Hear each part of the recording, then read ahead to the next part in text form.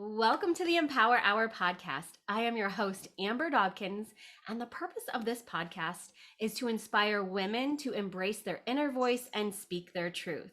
We are continuing a series called Embody Your Most Courageous Self, and you will hear from 8 amazing women on how they embodied their courage and power. Today's guest is a powerful woman who went from struggling with substance abuse, an unhealthy marriage, to becoming a single mom and dealing with adrenal fatigue, working 6 days a week, and volunteering at the kids' school, definitely overgiving and feeling unworthy, to becoming a life coach and a mentor. She was a librarian for 25 years and thought it was her purpose, but then she stepped into things that she loves and worked up to a life of worthiness, which brought her to become an editor and a writing coach. She is the Phoenix Rising and believes the fire rebirths you, that fire can hurt, but it also purifies. It teaches us to rise above. Not only all of that, but she's also an author in the upcoming book, Jaguar Medicine, which releases in January 2022. I am so excited to read her chapter and chat with her today. And this is my Jaguar sister, Talia Pardo. Welcome, Talia, Phoenix Rising. I love that name that you've chosen to go by on some of your social media.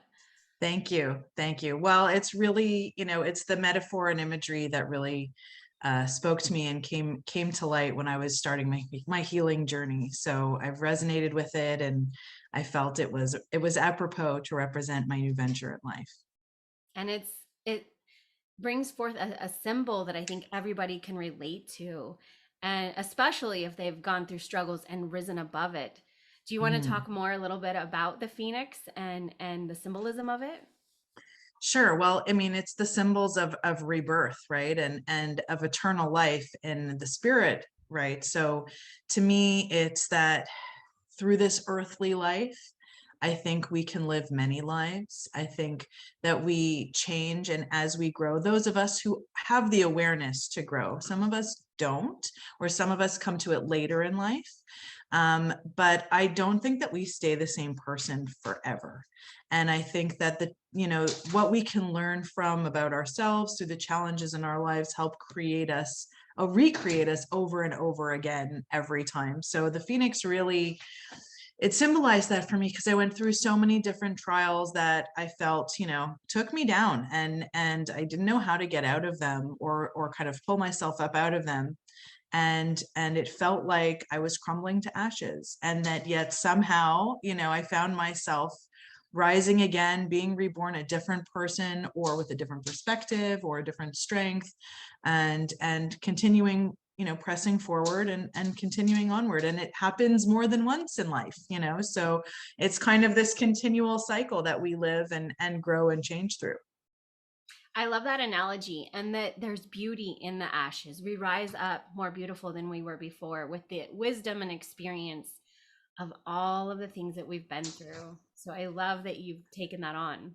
Absolutely. And the fire in itself too is its own imagery, right? Because fire, while it can burn and destroy, it's also quite cleansing. So while you're going through the difficult times, that's the burning, and the pain, unfortunately, but it's also what helps you slough off what you don't need, to help shed those wounds, or to shed even behaviors or outlooks that don't serve you anymore.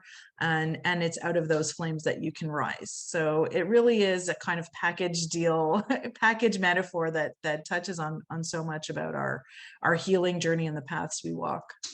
It's so true. Yes, I love imagery like that where people can really relate to it and see the meaning behind what Mm. our message is. Well, I'm a very visual person. I've learned that about myself. I'm very visual, and I'm very tactile. I feel things through my body. So this, again, also, I use the visual in my mind. And when we're talking about the senses and the feelings of it, when I've gone through difficult, you know, moments where the emotions feel overwhelming, I've even, said to my friends, like, today's a bonfire. I'm in the bonfire. I'm feeling it today. And that's kind of how I relate to the world. So yeah, it all works. It definitely does. Now, we chatted a little bit before doing the podcast, and I asked everyone for a quote. So I'd love to share the quote that you shared with me the other Mm. day, and that is leap and the net will appear. So, can you just share more about why that quote has such meaning to you? Yeah, it's deeper than it seems almost. It's taken me a long time to really delve into what that's really talking about. And to me, it talks about faith, right? It talks about having the faith that if you take that leap, take that jump into whatever it is in your life that you need to move forward into, that there will be that net to catch you, that you will have a landing spot to arrive on, and you won't just free fall and lose yourself. But when you leap, faith is the unseen, right? And it's faith in yourself and faith in the universe that things do come together for you. So that quote has really kind of helped me build my own courage and made me help me build my own faith as well, because it takes courage to leap. And when you have the faith as the buffer beneath it, you can do it. It doesn't mean you're not scared when you're leaping. You can still feel the fear, but the courage and the faith are really underpinning that leap, and knowing that you're going to land. I totally resonate with that because I feel like there's so many times that I did leap, and you're leaping kind of into the unknown. You know that there's Mhm. meaning and purpose behind what you're leaping into, but like you said, just trusting that you will be caught once you leap. Because I feel Yeah, like so many of us hold ourselves back with limitations and just absolutely. the beliefs that we hold, and when we let go of those, then it allows us to leap in that courage and trust that even if Absolutely. it doesn't work out, we'll learn something from it, and it'll be for our good in some way. Right. It's not that you're necessarily going to end up falling into an abyss of hopelessness, right? Exactly right. Even if it isn't as successful, whatever you're leaping towards or turn out the way that you want, it's at least going to be a learning opportunity, a lesson, or sometimes something good that you didn't expect comes out of, what you wanted to happen, and it doesn't happen, but there's a silver lining to it in the end. So, I agree. I mean, I think that it can all be positive. Yes. When we chatted the other day, you had a phrase that really spoke to me. I believe it was something like, and this too is for my good or for the good. Oh, yeah. So it's a quote. It's kind of from Jewish tradition. I'm not positive that's a direct quote from the Bible, but it's been repeated often enough to me. And it's like, all delay or this too is for the good. So you apply it to things when they don't work out, right? In that way, it can also be for your good. Even sometimes like that 30-minute traffic jam, that keeps you from getting where you need to go. It's also for your good, because maybe it helped you avoid a car accident, or maybe it gave you time to think about something you haven't had time to think about and come to a conclusion. So everything that happens is for the good, even if it's not on your agenda. So it also helps you just deal with things that come up your way without them taking you down and destroying you internally, and building on the stress of what we already deal with. It just helps you move through what's happening for you in an easier way, right? In a lighter way, and then being more open to seeing the positive or the opportunities that come along. I love that perspective. And I haven't used that phrase exactly, but I remember making that shift in my life. And it does it just makes your day more enjoyable, and where you see things as, okay, well, this is here so that I can take a moment, or for some Mhm. reason that I can apply for the good. Yeah. Yeah, absolutely. Like I said, I really like, in my head, the image is really me with my hands on that steering wheel, because my life has always been so timed down to the minute of trying to get to everything I need to do. And I spent years, gripping that steering wheel in tension and stress, and sitting and driving, and, not even paying attention half the time to people I might be cutting off because I'm stressed because I need to get somewhere, as opposed to just taking a breath and going, I'll get there when I'm supposed to get there. And if it's 5 minutes late, that's okay. If I'm 5 minutes early, that's okay. It all works out for my benefit. Yes, I love that. So, would you mind sharing a little bit more about your chapter in Jaguar Medicine? This is I know you got Ooh, a couple books going on, but this is your first book. Is yeah, that correct? yeah. It is. It'll be the first one coming out. Sorry, you're hearing my dog. He's drinking right next to me. So that was the first chapter that I sat down to write. It was a real challenge for me. And I had to ask myself, what part of my story do I want to tell? It's just a chapter, it's not a whole book. And I really wanted to hone in just a part of my story that resonates with the spirit of the book itself and the title. So I wrote about my spiritual growth. I didn't focus so much on all the earthly world and the daily trials and tribulations that I went through with my divorce and my own, health issues and all of that. I really looked at how the spiritual side of me grew through those times, and how, I had never even encountered the concept of the jaguar and her spirit, what she represents, and the black jaguar. And so I really tried to connect that through to my own life, and how, we walk sometimes with one foot in the spirit world and one foot in this world. And we walk with that, the confidence that she walks with. I'm so sorry. My dog is making It's noise. I should okay. have put her away. For the good. So hijinks. And so, how we need to connect in with that energy that protects us, that guides us through the darkness of the night into the light. And so that's what I talked about, because through all of my trials, my spiritual growth went along with it, because I needed to learn how to turn inwards to get through everything. So I needed to learn how to tap into who I was, but that was difficult because when I started, I didn't know who I was. So it started with trying to figure out, okay, well, who am I and how do I find that strength? And it led me to discover that I have a deep connection with the universe, that I understand that my soul has been here for many, many lifetimes. And that resonated. And it helped me envision myself, because I'm so visual. It helped me envision myself as a woman with great energetic healing power to share, who has been here for lifetimes doing that. And I understood that along the way, I got lost through some of those lifetimes. And I think it was because I needed to learn what it was to be on the other side. You could be a healer, but if you don't understand what it is to need to be healed, you don't have that balance and that empathy and the understanding of what is at the foundation of it all.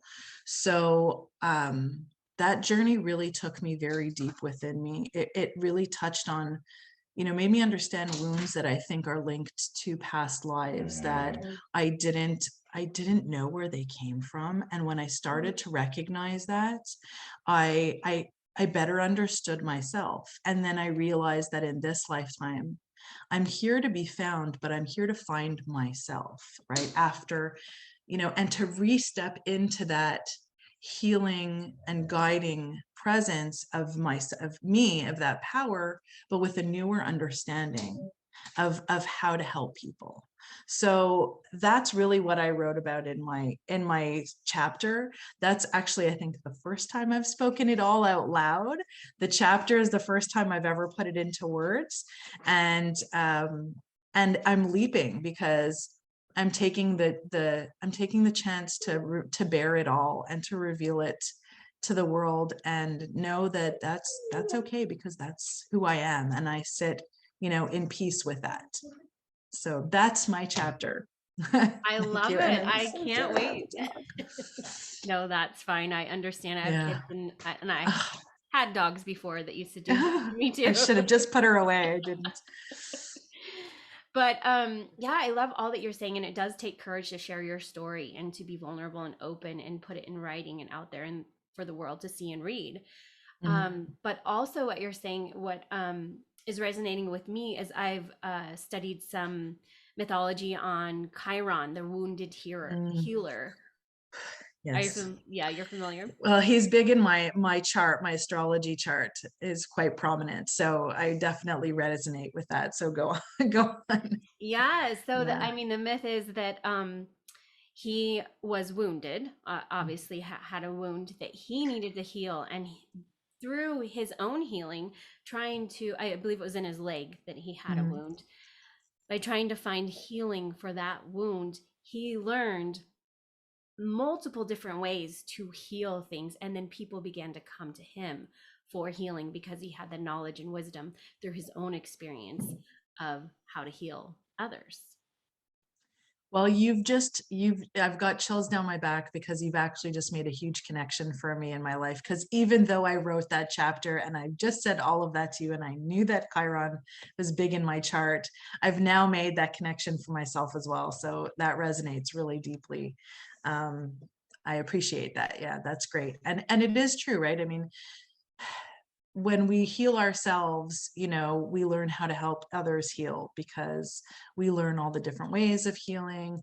And there's always someone out there whose wound or whose story will resonate with yours, right? We can't help everybody, but the people that we can help that's what's important. And that's why there are healers who heal in so many different ways, because there's someone out there for everybody in every kind of need. Yes, definitely. I mean, I know it's true for me. Some of my lowest moments, my most painful struggles are where I'm most passionate now and where I share the healing and the experience and wisdom that came from those lowest of low moments, those ashes rising and becoming the phoenix and saying, okay, I've learned some things and now I want to share and help others as well as continue to help myself. I believe it's a process and that there's layers to it, of course. And Yeah. so it's an ongoing It's thing. it's a long process because I can say that I can resonate with women who have gone through divorce, who have had to deal with narcissistic personality issues in their exes. I've dealt with my ex-husband who had substance abuse issues. There's that, and that part of me is largely healed. And then there's the next part, which is the self-discovery and motherhood and forgiveness of guilt and learning about your soul purpose. So there's so many elements that we all can relate to on different levels, and certain things stand out a little bit more for us. Maybe they were that much more challenging and painful, but there are different levels that we can relate to different kinds of people. I wouldn't ever say that I only needed to work with divorced women who have been through, and I feel that I have the capacity to deal with most people, because there's always a common ground and a relatability, even if the experience hasn't been exactly the same. Absolutely. I agree with that. And you'll draw the people that resonate with you or that want to work with you, whether they have the same story or not, as you say. Exactly. Exactly. And that's the wonderful thing about when you're really able to touch into who you are and you open up those energy channels, that's what resonates outwards, and the people tend to gravitate to you, or the universe puts them in your path too, so I feel that we talk about being authentic. That's when that you're being authentic, who you truly are, and not being afraid to share what your belief in your past lives may be, or all of those things, because that's you. And if you hide it, people sense it, and you may turn away the people who you most may be able to help, if you're not honest and vulnerable with who you truly are. Yes, and I think the phases of life, like with each phase, I mean, even in motherhood, I feel like motherhood has like 5 or 10 phases in it because a Mm. mother with a newborn child is very different than a mother of teenagers. It's just a Yeah. totally different experience, even though you're still a mother and it's the same child. But Yeah. even through those phases, I think we learn more about ourselves and really connect inward to who we are and who we need to be for our child, and that our Yes. children teach us so much about ourselves. Yes. Oh, absolutely. There's no question. I mean, And that's when it comes down to awareness too, because sometimes you're in the thick of it and you don't even have the awareness to understand or to be able to see that. I'm going to take you for a walk while we're talking, Go because I think I'm ahead. going to put her away because she's getting a little rowdy. Um, but yes, once you start to have the awareness, I've learned I've learned so much about myself from my kids. They're our mirror, and they really reflect back to us who we are. And in the beginning, I wasn't aware of who I really was, right? And so my own behavior, I couldn't even reflect my own behavior back at myself. Like I couldn't see what I was doing. And I had very impulsive and harsh reactions because of my situation, because I was overwhelmed. And when I started to see my children reflect that behavior back at me, it was very hard to take, because it made me realize, like, oh, like they're seeing that from me. It's up to me to now change that. And that's what I've learned from them, who I am, and I've learned from them what I need to face up with, what I need to be honest about, what I need to do for myself to be a better person and a better mother for them. That's a beautiful story. And I really love that you looked at it and you took ownership. You saw what maybe was a frustration within your children, but you mirrored it back to yourself and took ownership of it. Yeah. And said, okay, where am I responsible for this? And then now how do I change this within myself so that I can reflect it back to them as an example, as a teaching tool. Yeah. And, that was a lot of ego work, right? Because it's very hard. It's very hard to admit that, right, Yeah. to yourself, and acknowledge, like, oh, I was not reacting in the right way. I'm not modeling the right kind of behavior. And I'm really actually, not being fair to them. And so I don't know what you would call that. Would you call it, I guess, honesty, brutal honesty with yourself, needing to acknowledge it? In the beginning, I took it as another way to beat myself up. Mm-hmm. And then I just was kind of like, oh my God, and I would really flagellate myself with the guilt. And it took me time to learn how to move past that guilt and forgive myself. And now I've come to a place where I can understand that that person is not the person I am today. And it comes back to, like, we become many different people throughout our lives. And that person was doing the best she could then, with the resources she had, with the awareness she had, and, was under extraordinarily difficult circumstances and didn't have the wherewithal to understand how to realign herself or to pull herself out, any of those things. And so she needs to be forgiven. And in the end, I think the best way of making amends to my children was in seeing that the more I changed my behavior, the more I became a better and more calmer, more empathetic, mother, the more they've flourished. And so to be able to see the positive changes in them, that has kind of helped me relieve myself and forgive myself of the guilt that I felt, because I've said, okay, well, look at what you've done to change things. So, you're not mired in the past. You don't have to even keep bringing it up, because their behavior is different. They're different. We're different. The energy in the house is different. It's so far behind us that nobody even thinks about it anymore. So time to let go, and it really has been a really transformational part of my journey as a mom with them. And they've taught, I really credit them with teaching me so much about that and who I am.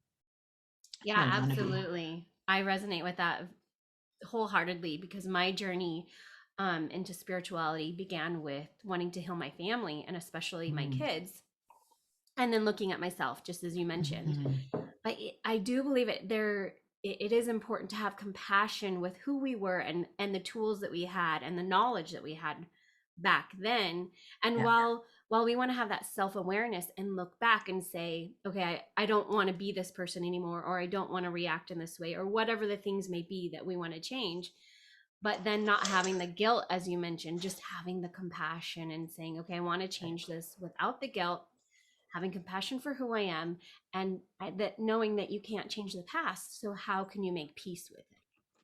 That's right. And not only that, going back to that phrase or that saying of like this too for the good. I mean, not that I wish any of us any of the pain that we went through, but the lessons and the transformations we all went through, that, that was for the good, because it brought us this good. And I don't know that we would be here if we hadn't been there, in a simplified way of saying it. So that's how I see it. I really, I agree with you. And I think that, that forgiveness and that self-compassion is really essential and helps us move forward, you know. Absolutely. Yeah. Yeah.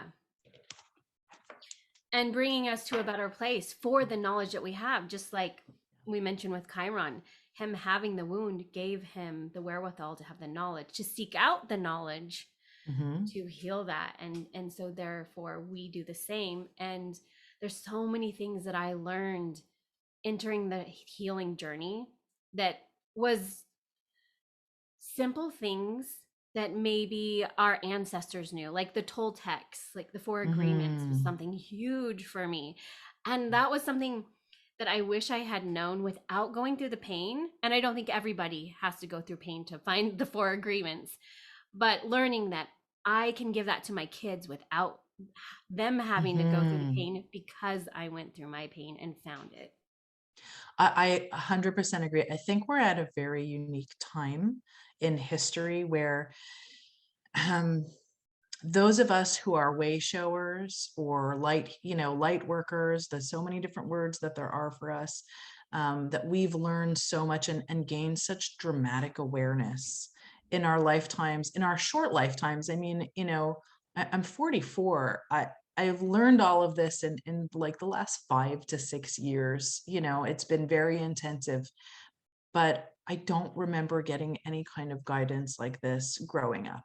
And so I agree. I don't think everyone needs to go through pain to learn and grow, although I think challenge and struggle are the catalysts for real growth. But what we're learning, and me too, I mean, that's part of my mission for my own kids, is what the things that I'm learning and the things that I'm healing. I talk to them now when they're 11 and 13 in age appropriate ways, of course, but when they're facing their own struggles, I try to give them perspectives or things to think about, seeds that will sit in their minds, that even if they can't work with it now, at some point they will be able to say, I remember my mother used to say this, and maybe I can use that to help me. And maybe they can do that before they're 44, and have those tools in their hands at a younger age, so that they the strife and the challenge they will face in life, because everyone has it, at least they'll be better equipped, right? And so that maybe they'll be able to get through them with less damage to themselves, and then rise higher, right? Because if you're starting here, as opposed to starting down there, when you face the challenges, you can reach even higher. So I agree that that's really another wonderful benefit to us doing this work, is that we can pass it on to others and save them a little bit of the pain. Yes, and then just like you said, they can rise above, and it's something for them to build on.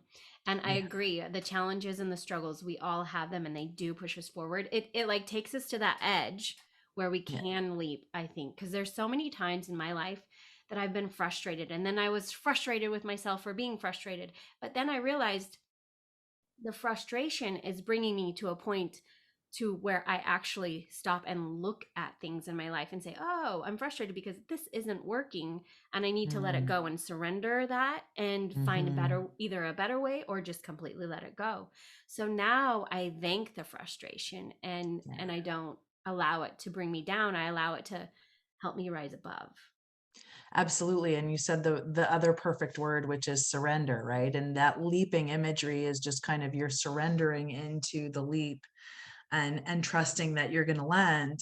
I mean, I've gone through the same, where I've held these frustrations, and it's internal emotional turmoil, and you can't let it go, and I don't understand why this is bothering me so much, or why can't I find a solution to this or that. And really, the solutions have only ever come when I've when I've surrendered to it, when I've understood, like, this is how it is right now. This is what I have to deal with. Okay.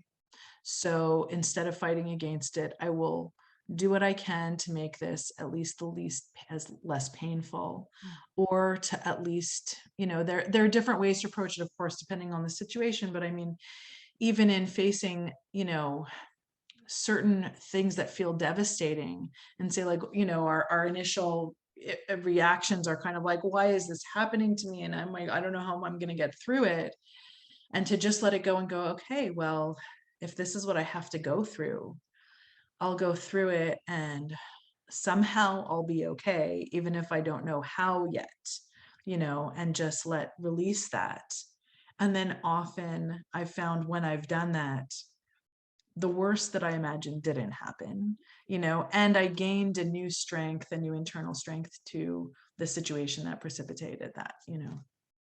So it's really all intertwined, all of those, of that language. That language has great power for me. The leap, surrender, trust, they're all entwined, and it takes the faith. It all still comes right back to the faith that you have to have, that you're going to be okay in the end. We will all be okay, and we'll find our way through. Yes. Yeah, I resonate with your saying, because there's so many times that I have stressed and worried about something and turned something so small into something so big in my mind, and then created fears, and then from those Mm, fears limiting beliefs, and then I believe a lie to, right. you know, and yeah, so surrendering and realizing, okay, this is happening to Yeah. me or through me, and eventually, there'll be something that I can do with it for the good, whether it's for myself or for the world or for my family. But there's something to learn here. There's an experience, a wisdom that can come through this. Yeah, and those thoughts that you talk about, that we tell ourselves, and we expand on it, I've learned that that really all comes back to fear. Mm-hmm. Every negative emotion, the way I see it, you can really find rooted in fear. Anger, sadness, disappointment, all worry, anxiety, it's all still just fear. And fear, to me, is the most powerful, malevolent energy there is, that we face every day. And it lives in our heads, right? And we all have these daily battles, even if we're not aware that it's actually fear talking, even if it's like frustration or anger at somebody's behavior or whatever it is, it still comes back to fear. Even if you're responding to the way somebody's spoken to you, well, that might be that you're fear of rejection, or fear of not being loved, or fear of being abandoned, is still at the root of your angry reaction to whatever they've said or done. So it takes a lot of real peeling back layers to dig into that. But once it's identified, I think you can almost find it that much more easily. And once you see it, then it's like, okay, well, this is just my fear of I mean, I have got huge abandonment fears, deeply rooted. So once I started to learn that that was really fueling a lot of my behavior, and my own sometimes provocative behavior, where I would provoke the negative engagement.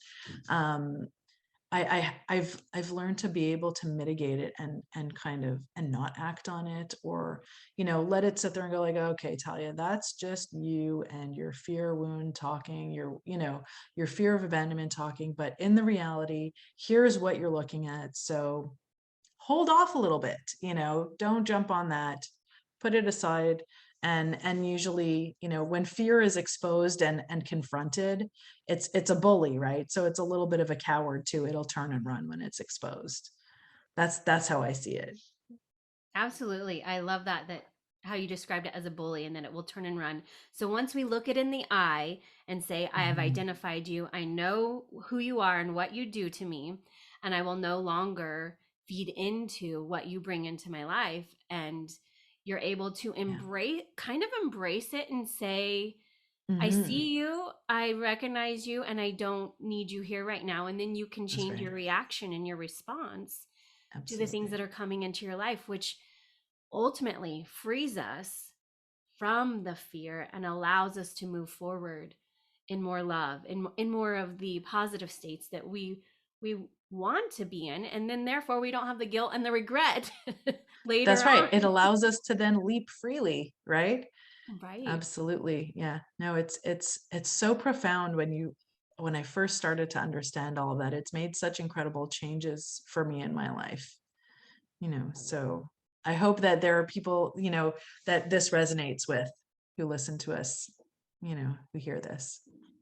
Yeah, absolutely. Because I agree with you. I think fear is such a big thing. And it it's a word that is used a lot, but there is Mhm. so much more to it if you look at it. And I've seen people use acronyms to describe it, like oh, now that I'm on the spot, I can't It remember was it. there. I know I got a picture of it in my head when you said it, because there's that one meme, and I have it on my phone.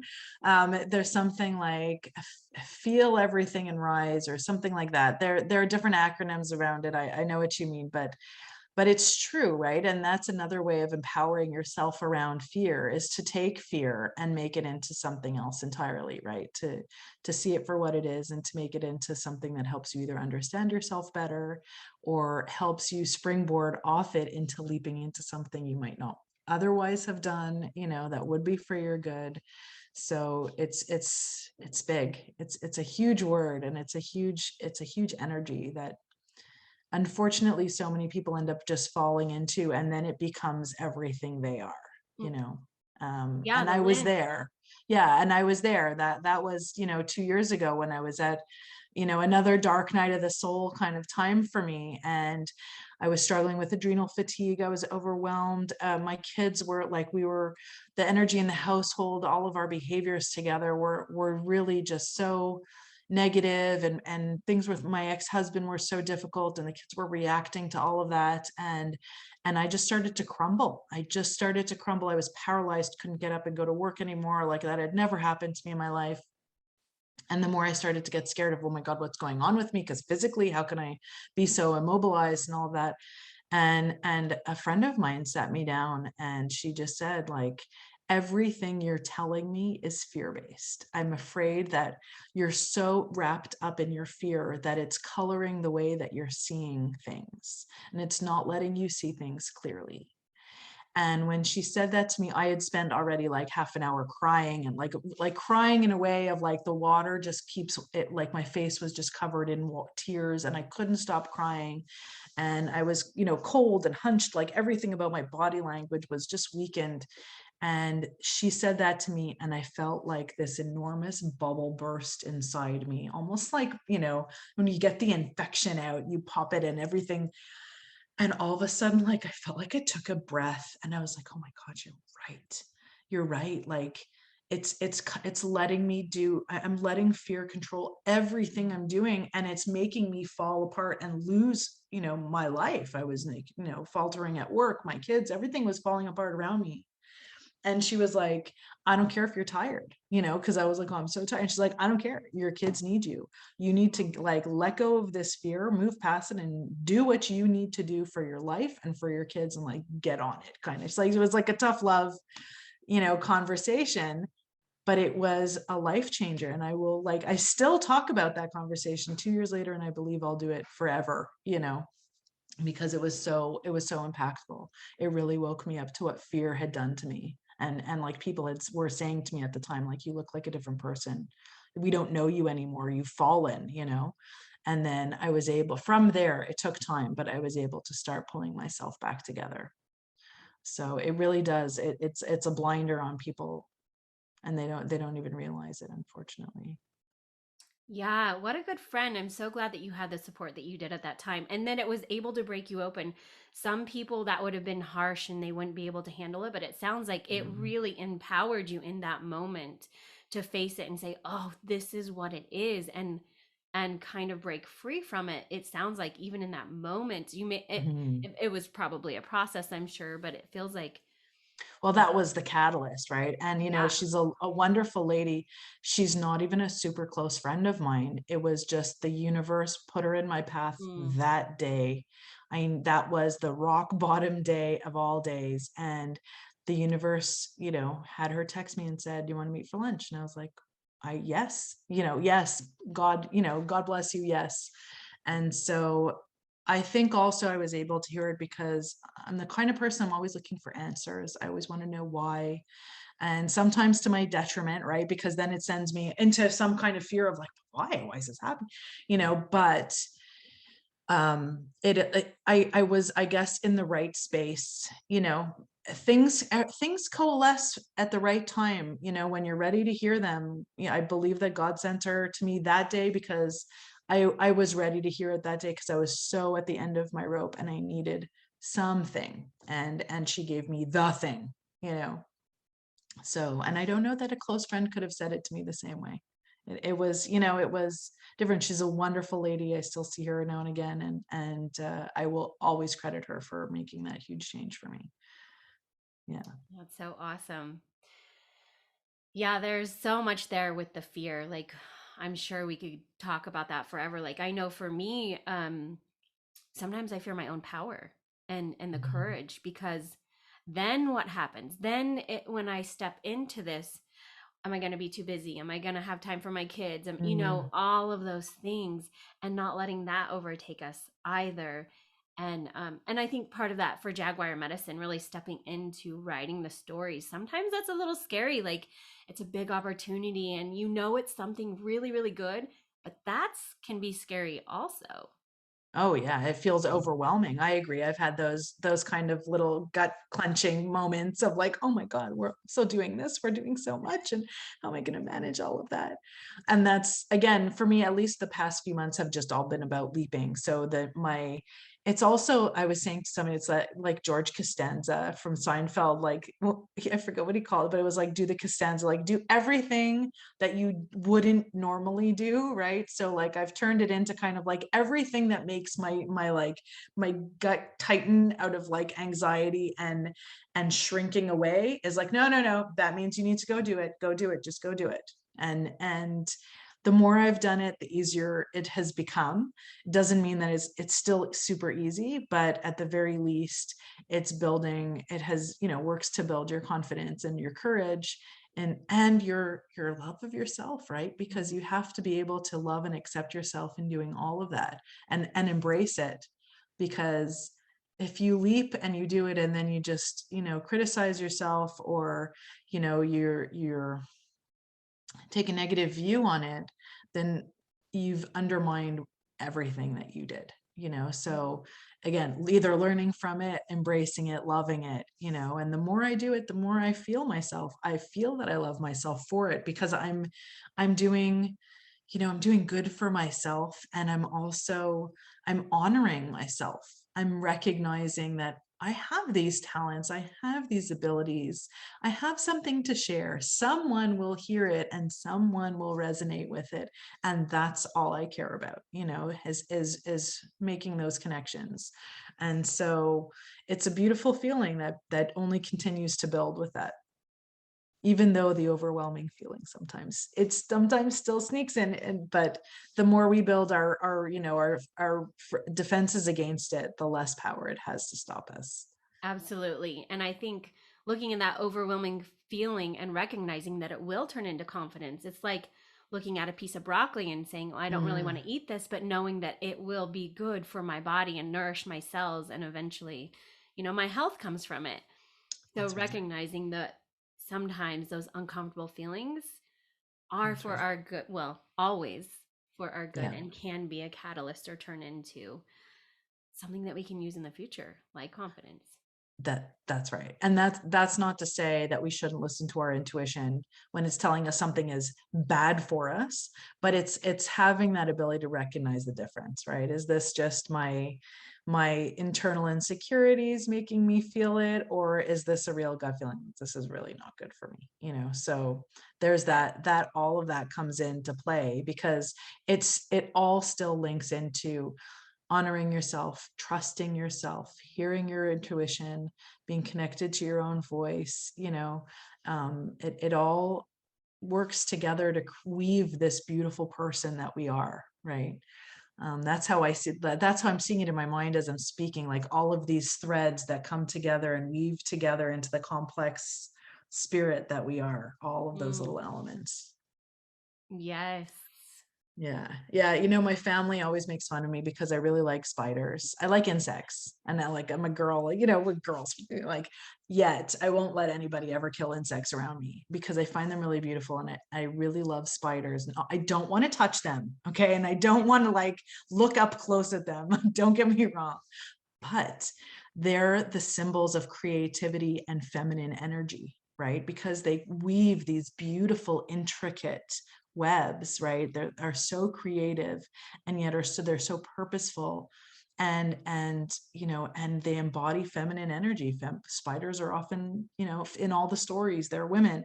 So I really resonate with that, and that's why the image of the webs came into my head, of all of those web threads coming in to weave us into a spirit of great complexity and beauty. Yeah, I love that. You're actually the second person in this series that has brought up the web and the spider. So Really, maybe spider energy, the spirit of spider energy, needs to be looked at here. And creativity and feminine energy. I love that. And I too, I'm fascinated by spiders. Oh, awesome. I kind of have an allergic reaction when I get bit by them, but anytime they're in the house, Wow. I scoop them up, not in my hands, No. but with Yep. something, and I Yep. take them outside. But I also believe that there's a cycle in life, and spiders eat mosquitoes, and I don't like mosquitoes, Mhm. and they eat flies, and those sorts of things. So there is that cycle that I look at also, and it just doesn't feel good for me to kill things like that No, I anyway. can't.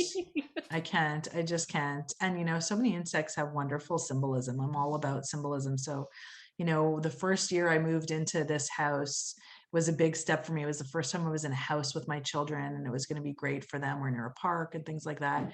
And that summer, a cricket made its way into the house, a black cricket, and they're for good luck. They represent good fortune and all of that. And the kids were like, "Mommy, get this cricket out of the house." I'm like, "There is no way I'm getting this cricket out of the house. We are going to listen to its song, and we are going to let it bless our house with good fortune. And when it's ready to leave, it will leave." Things like that. I just can't. I see there's so much magic in them. Like I said, I don't need to touch them, and I don't need them Yes. on me, but I do have a lot of respect for them, and a lot of awe for what they represent, and how they live and how they're made. It's really incredible. Yes, for sure. Well, if people resonate with some of what we're talking about today, can you just share more about your work, or how people can work with you or get in touch with you? Sure. So I do a few things, right? I'm a coach and an intuitive mentor, and I help people in working through a lot of the things that we've just talked about today, in practical way and spiritual ways. I love to be able to help guide people on their life's journey and help them face whatever challenges they have. I'm also a freelance editor and a writing coach. So I work with White Rose Magazine as their senior editor, and I also work with a literary agency in Canada, editing manuscripts for. I specialize in young adult and children, but I also science fiction, romance, historical fiction, mainly fiction, different genres within fiction, manuscripts, and as a writing coach to help people who are working on building a storyline or are working on their book and need help kind of moving it along. So all elements of the book world for me, because I spent 25 years as a children's librarian. So once I left libraries, I couldn't leave the books entirely. And I really love being a part of the creation side of books, and storytelling. And to me, I see that linked with coaching, because we all have our own stories. Our journeys are the stories that our soul needs to tell. And so whether it's helping you find the story within your soul as a coach, as a guide and a mentor, or it's the helping you find the story that you want to write and share with the world, which often comes from a writer's soul, even if it's not about them.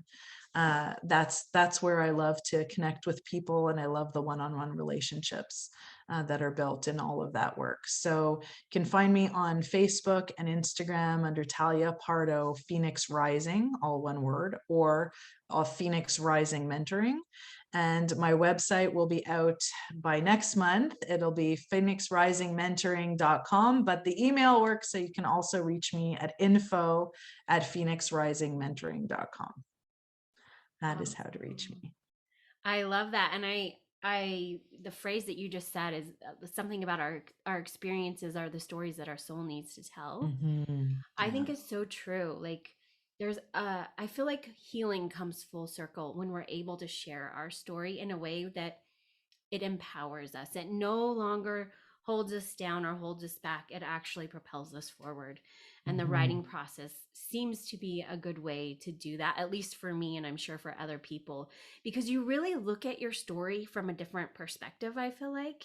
Absolutely.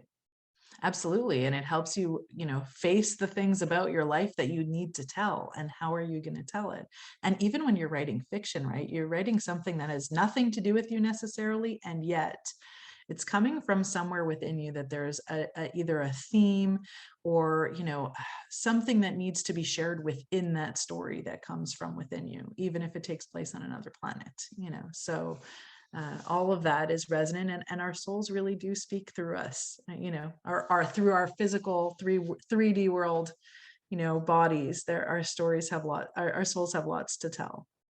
Absolutely. Yeah. And sometimes I feel like we don't fully understand it all the time. Like I flow write or meditative write where I just let my hand go. And it is so amazing. Some of the things that come out of me. And I'm like, this Isn't is it my very? soul expressing itself and just allowing it, just That's being right. open to the process feels there's a lot of freedom there. Oh, it's really liberating. I mean, we're all our own worst critics, right? And that comes to writing too. If you stop yourself from even putting it on the paper, who knows but you? And yet you're the one judging and censoring. So free writing and flow writing is wonderful. I've done that. I've done that a few times too, and it's really powerful. And I go back and read it and be like, wow, that came out of me. Okay. I might stop myself from saying that if I had to think about it. Yeah, But because you're yeah. out of your head in the moment and Mhm. into your heart or your soul or whatever that inner guidance is that you just allow to flow. That's right. Yeah, it's wonderful. It's a great connection. Definitely. Well, I have so enjoyed our chat and really getting to know you better, and I can't wait to read your chapter in the book. It sounds so fabulous. I love how you really talk about the phoenix and the light and dark and how we can really rise above things. Hmm. Absolutely. Thank you so much. And this is a real pleasure. I love talking to you. It's a great energy when we talk, and I'm looking forward to reading your chapter too. Everybody else's chapter is going to be a great surprise, and we'll get to enjoy the books ourselves as well, to read everybody else's stories. So this is wonderful. I think you've done a great thing with this 2-day extravaganza with all of us. Has been a really great initiative on your part. So I thank you for including me in it. Thank you so much for that. Yes, and I'm so glad that you were here. And I will just finish with a quote that I'm saying at the end of all of these videos in this series. And that quote is, "You hold the courage within, allow it to emerge moment by moment until you embody your most courageous self." I love that. That's Thank you. beautiful. That's I wonderful. love it too. And it's so true. Just moment by moment. It's one That's moment right. at a time. Yeah. That's really what it comes down to. That's being present. Yeah. Yes, being present. Absolutely. Well, thank you all for being here. Until next time, Thank we'll you. see you later. Thank you.